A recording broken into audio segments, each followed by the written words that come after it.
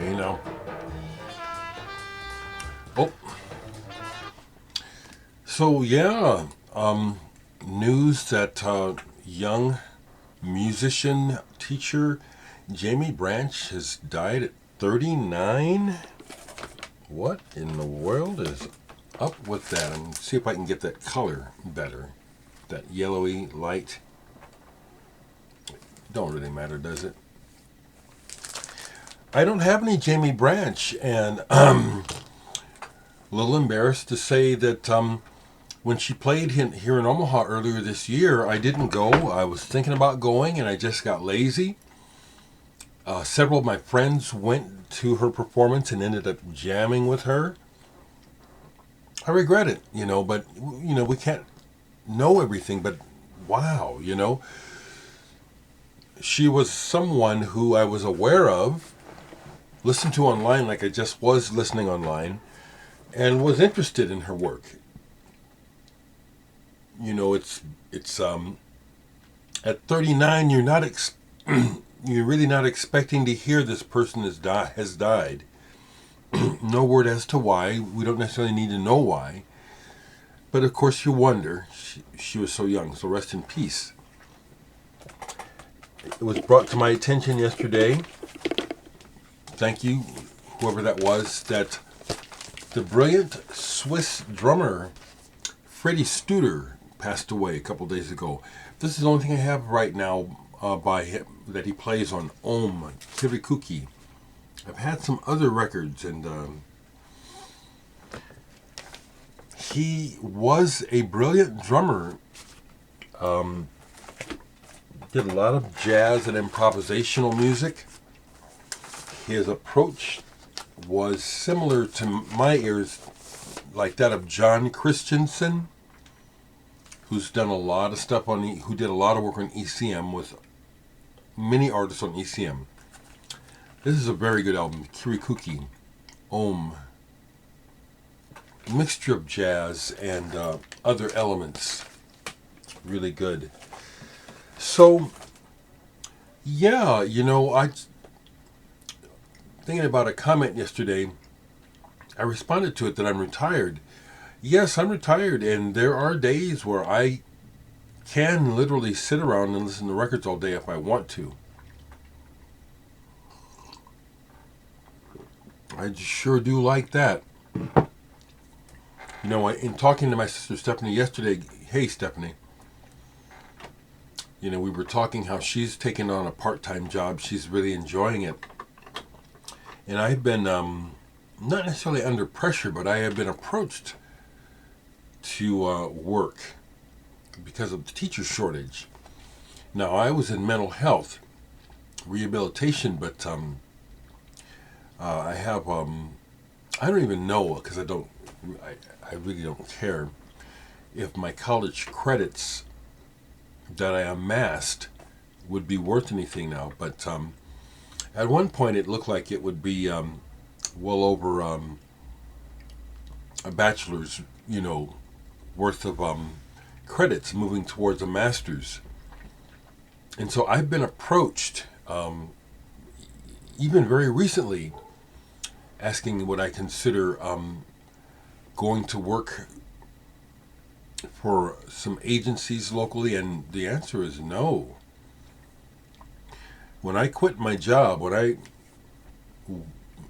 I left my job, I had to. The stress sent me to the emergency room twice. I think in less than a year, where I was about to stroke, and the stress was because of the job. And a big part of the stress wasn't the people, wasn't my consumers and clients.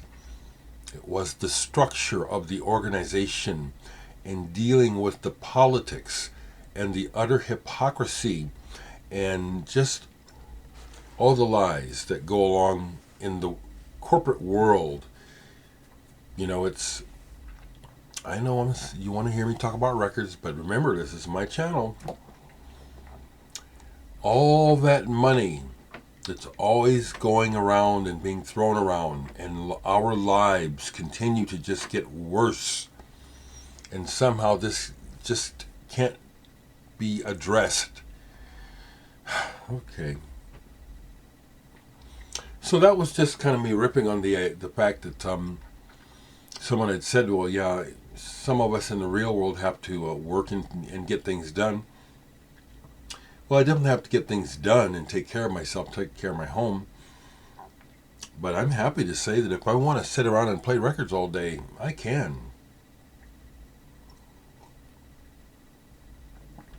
And sometimes I do. Yesterday was not one of those days, but of course, because it was a day, music was played. And thoughts regarding the VC influenced my plays yesterday. I hadn't listened to Dead Can Dance in a while, and they're one of those bands that when they hit, particularly their first 4 or 5 albums, when they came out, I was mesmerized and completely entranced. And it would be all that I could play until I was literally worn out. But when this came out, Dionysus, when was this? 2018, it looks like this came out, 2018. I love the cover. But this is not on par with their best work. It's mostly, it's actually quite a bit of instrumental, and it's this tribal thing, and things are just repeating, and it's like a mode that you're in. Excuse me. I'm so sorry, people, I know. I'm sorry, I know that bothers some of y'all. Ain't nothing I can do about it. It's my old funky-ass body. It was enjoyable, but nothing compared to their earlier stuff, which led me to pull this album, Toward the Within, which is a live album. And I think this is just fantastic. Which song is it? Kantara. The live version of Kantara on here, Lisa Gerrard's delivery, consistently makes me get teary-eyed. There are no words. It is the raw power coming through her voice that just, by the time she's ending the song, it's like, she better end this before she breaks her vocal cords. It's very powerful. And it made me tear up again last night, and I had to play it several times. And every time it was like, wow, what did you just do? And then the last song on the album, Brendan Perry, with his gorgeous voice, Don't Fade Away. That's an extraordinary voice. They have extraordinary voices. And I love how they struck me when they first came out. Very exotic, something from another time period, something very unusual. Dead Can Dance. So a comment about Facebook. I'm in several music groups. I keep getting asked to join more, and I'm not joining more because I'm in about a dozen already. And one of the groups that I post in is the Jazz Rock Fusion group. And I posted this last night in several groups. Birds of Fire, Mahavishnu Orchestra. This is, I called it Ultra. It is an ultra classic. This is, in my opinion, something that really almost anyone that's interested in music should hear. I don't like to use the word should, but this is something. When Mahavishnu came out with the Inner Mounting Flame, and then this, it broke the mold. There was nothing like this before. Everything about this, the playing, the inspiration, the fire, the originality is just amazing. But interestingly, the jazz rock group really gets there's a lot of activity there compared to the other groups I'm in. Like, for example, I posted in the group a few albums in the last week. And I posted Jaco Pastorius' first solo album. That's up to over 1,000 views. It's like, and then this I posted last night, and this is already in the 200s. I noticed because it's part of the world we live in, looking at numbers. Interesting. interesting group. I'm one of the few folks it appears that posts their collection, and people just go nuts, enthusing about these records. The other thing I notice in the post is how many people have put their records away, and this is part of their past, and then they see it, and then it just kind of reawakens what that meant to them. And it's like, I gotta see if I still got that record. I'm gonna dig it out. Dig it out. Music is fantastic. I don't know that Roger Coleman is still around anymore in the BC or in social media. I don't see him. But he sent me this years ago, and I didn't catch until, I'm going to be real honest, I didn't catch that this is acoustic until yesterday. Dawn of Midi, Dysnomia. This is really some very interesting work, because it's very textural and looping and repetitive, but it comes off, it's the way that it sounds electronic, the way that they approach it does, until you start listening closely. And that's what happened yesterday. So it occurred to me to look them up on YouTube, because I hadn't done that yet. And I found some live video, and it's all acoustic. And I was like, whoa, wow, this is really something. Dawn of Midi. If you haven't heard this, check it out. First impression, I bet you, is you'll think it's electronic. It's piano, bass, and drums. Whoa, whoa, whoa, whoa. I say, whoa. Something else new to the collection, and I'm glad I posted it, because I didn't know about this band, and they were from the Philadelphia area. The Nightcrawlers, and this is the name. Mostly they put out cassettes over the years. The Biophonic Boombox recordings, double album. This is a big fat book that comes with it that explains that the main guy behind this, Hugh, I think is his name, in the Philadelphia area, got turned on to electronic music, like the Kraut thing, the Tangerine Dream, Ashra Temple type of thing. And Peter Gulch is one of the names from this. And since he really got into it, but couldn't find a lot of records, he decided to start making the music himself. Why not buy a synthesizer and get going?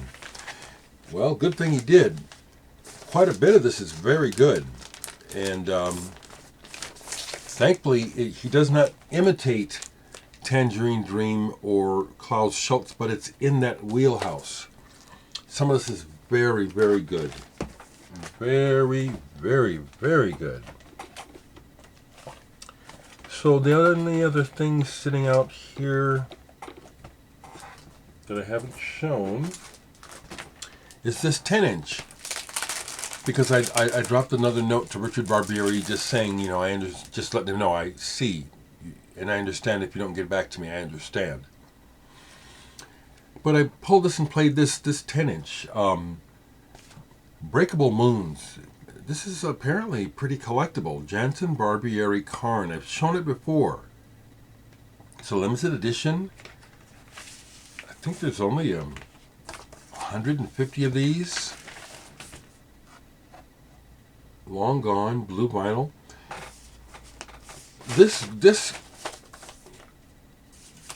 group of musicians made some of my absolute favorite music. Jansen, Barbieri, and Karn, and the Jansen Barbieri albums are just some of the finest music to my ears.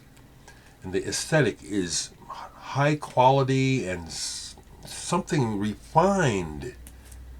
Not sleazy and all down on the corner.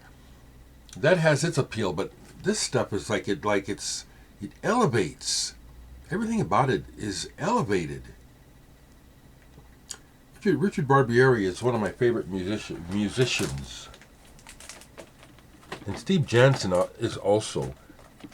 His drumming, I love it. So, that's what I have to say today, folks.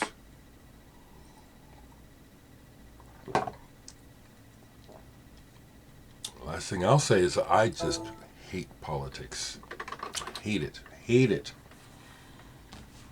Nothing but corrosion to life. Not making life better, making things much worse. Politics all the time.